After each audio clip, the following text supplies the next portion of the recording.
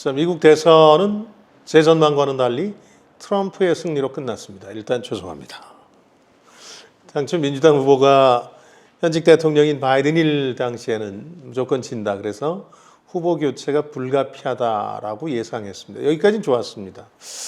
처음 부통령 해리스가 후보가 됐을 때 그냥 후보 자리를 양도받는 방식이라면 트럼프한테 석패할 수 있겠다. 새로운 경선을 통해서 참신한 후보가 돼야 어렵사리 이길 수 있다. 이렇게 전망을 했었는데 결과적으로 그 해리스의 컨벤션 효과라든가 그 후에 여론조사 추이 등을 통해서 해리스라는 후보로도 이길 수 있겠다. 이렇게 오판했습니다. 이런 경우 전문 용어로 X됐다. 이렇게 얘기하는데 그런 상황입니다. 제가 국내외 대선을 공개적으로 전망해서 실패한 게 두 번 있습니다. 2016년 트럼프 당선과 이번 트럼프 당선입니다. 공교롭게도 모두 다 트럼프와 관련이 있습니다. 그러니까 여론조사를 포함해서 기존의 방식으로 설명하기 힘든 존재다. 그리고 트럼프를 중심으로 하는 그런 움직임이 기존 방식으로 이해해서는 곤란하다. 이런 뜻이기도 하겠습니다. 그래서 전망 실패는 실패고 실패를 통해서 또 배워야 하는 게 커멘테이터의 숙명이기 때문에 오늘은 세 가지 키워드와 역대 대통령의 사례를 통해서 트럼프를 이해해보자. 트럼프를 다시 한번 생각해보는 계기로 삼도록 하겠습니다. 첫째 키워드는 미디어 선거입니다. 미디어 선거. 미국은 당대를 휩쓴 미디어를 잘 활용한 대통령 후보가 당선되어 온 오랜 역사가 있습니다. 1960년 사실상 최초의 대선 TV 토론이었던 이 텔레비전을 잘 활용했던 케네디가 닉슨을 이겼던 게 좋은 예입니다. 그러나 꼭 그 예가 아니더라도 예를 들어서 장애인이었지만 라디오를 잘 활용했던 프랭클린 루스벨트, 또 TV 다자 토론을 승리 무대로 만든 클린턴, 또 트위터 같은 소셜미디어를 잘 활용한 오바마 같은 예들이 많이 있습니다. 모두 젊고 매력적인 민주당 후보들이 이기는 경우였는데 트럼프 등장 이후로 이 공식이 완전히 깨졌습니다. 이번 선거 역시 트럼프 자신의 소셜미디어인 트루스 소셜을 가진 트럼프, 또 X를 가진 일론 머스크의 결합 앞에서 민주당이 완패하는 결과를 낳았습니다. 해리스와 존 월츠 러닝메이트가 비교적 젊고 참신한 인물이어서 트럼프가 받는 관심만큼 소셜미디어에 관심을 받을 거라고 생각했는데 결과적으로는 일시적인 컨벤션 효과에 불과했던 것으로 밝혀졌습니다. 트럼프는 TV 리얼리티 쇼라든가 선정적인 옐로우 저널리즘, 또 심지어 주류 미디어에 비춰진 모습까지 다 만들어진 이미지기는 합니다만 어쨌든 대중은 그 모습을 사랑한다는 걸 알 수 있었습니다. 두 번째 키워드는 제임스 멀로와 미국 우선주의입니다.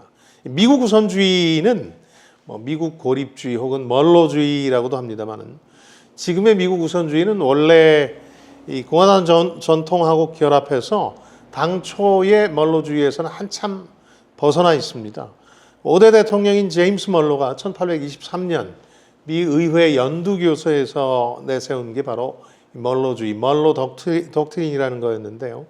당시 세계를 지배하던 서유럽에 대한 미국의 저항이라는 의미가 좀 강했습니다. 여기서 멀로 대통령이 말하기를 우리는 더 이상 이 유럽의 식민주의와 꼭두가시 왕정을 묵인하지 않겠다 이렇게 선언합니다. 그러니까 당시에는 다른 연두교서 내용에 묻혔습니다만은 20세기를 지배한 미국의 대외 안보 전략 중 하나가 됐습니다. 미국의 개입주의와 함께 혹은 패권주의와 함께 늘 서로 견제와 균형을 이룬 외교 아이디어의 하나가 됐죠. 지금은 서유럽이 아니라 미국이 지배적인 국가이기 때문에 현재 지금 미국의 우선주의는 이런 위태로워지고 있는 미국 지배국의 위치를 공고히 하기 위해서 미국의 이해를 최우선한다 이런 원칙으로 변질됐죠. 주로 교역과 이민, 일자리 문제에서 그 특징이 두드러집니다. 세 번째 키워드는 포퓰리즘이라는 겁니다. 우리가 잘 아는 것 같겠지만 실은 제대로 이해하지 못하고 있는 그런 개념이죠. 많은 사람의 예상과 달리 미국 정치에도 포퓰리즘의 역사가 면면이 흐르고 있습니다. 대표적인 인물이 7대 대통령인 앤드류 존슨이라는 사람인데요. 이 사람은 최초라는 기록이 참 많습니다. 우선 미국 건국 당시의 13개 주를 대표했던 건국의 아버지들, 파운딩 파더스라는 사람들과 관련이 없는 최초의 대통령이었고요. 귀족이 아니라 군인 출신이었습니다. 그리고 민주당으로는 최초의 대통령이었죠. 정치 기득권 타파를 내세워서 이 대중의 인기를 독차지하다시피 했는데 그래서 재선까지 성공하게 됩니다. 기득권 정치인들을 공격한다 이런 차원에서 의회 권한을 축소하고 대통령과 행정부 권한을 강화합니다. 또 선거권, 배심원 심판제 이런 것들도 확대했죠. 그러니까 기성 정치 엘리트에 대한 공세라는 측면에서 포퓰리즘으로 치부된 대통령이었는데 동시에 이 서민들 입장에서는 굉장한 이제 환영을 했던 대통령이죠. 이 때문에 트럼프가 미국 내에선 종종 앤드류 잭슨 류의 대통령이다, 잭소니언이다 이런 평가를 받긴 합니다만은 현재 트럼프가 추구하고 있는 미국 우선주의, 즉 미국을 다시 위대하게 줄여서 MAGA, 마가라고 하는데 이 마가 운동은 국가주의적 포퓰리즘이라고 지금 분류되고 있습니다. 내셔널리스트 포퓰리즘인데요. 그러니까 미국 우선주의를 내세운 대중영합주의다 이런 얘기입니다. 모든 국가주의적 포퓰리즘이 그렇긴 합니다만 자신들이 국가나 민족을 위한다는 이유로 모든 법과 체계, 기구 위에 있다고 이제 판단합니다. 동시에 미국을 위대하게 한다는데 다시 한번 언제가 위대했는지, 왜 위대했는지에 대한 설명도 좀 부족해서 이게 이제 해리스 후보 진영에서 파시스트라고 공격한 근거가 되기도 했습니다. 사실 앤드류 잭슨 대통령 같은 경우도 흑인 노예를 거느린 대농장주였는데 그 동조자들이 일종의 침묵 서약을 합니다. 노예 제도에 대해서는 일체 거론하지 말자, 혹은 찬반 토론에도 붙이지 말자. 그렇게 해서 넘어갔던 이중성이 있는데 트럼프 역시 그런 이중적인 면을 많이 갖고 있습니다만은 누가 뭐래도 대중은 기성 정치 엘리트로 규정돼 버린 민주당뿐만 아니라 공화당 본류보다 더 트럼프를 사랑한다는 게 2016년과 이번 대선에서 잘 드러나고 있습니다.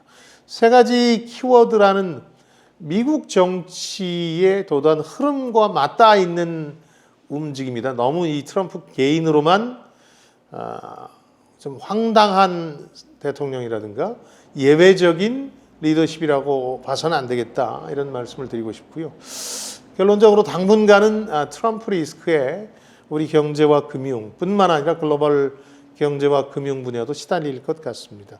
미국 우선주의에 따라서 지금 트럼프 당선인은 우리나라를 단순히 부자 나라 정도로만 인식하고 규정하고 있기 때문에 안보 부담금과 관세 부담을 추가로 안기게 되겠죠. 또 어떤 얘기를 할지 그것도 그 자신이 소셜미디어라는 게 X를 통해서 무슨 말을 해야 할지 촉각을 곤두세워야 하는 불확실성이 상당히 높아질 겁니다. 그러나 하나 위안이 된다면 케네디의 미디어 선거라든가 멀로의 미국 우선주의, 잭슨의 포퓰리즘도 지금은 과거 역사의 일부가 돼버렸다는 거죠. 트럼프 역시 마찬가지라는 게 조금 마음의 위안이 된다고 할 거예요. 그런 점에서 역사는 직선으로 순항하지 않는다는 말을 다시 한번 상기하게 됩니다. 자, 지금까지 김방희였습니다. 저는 여러분들의 성공을 응원합니다. 고맙습니다.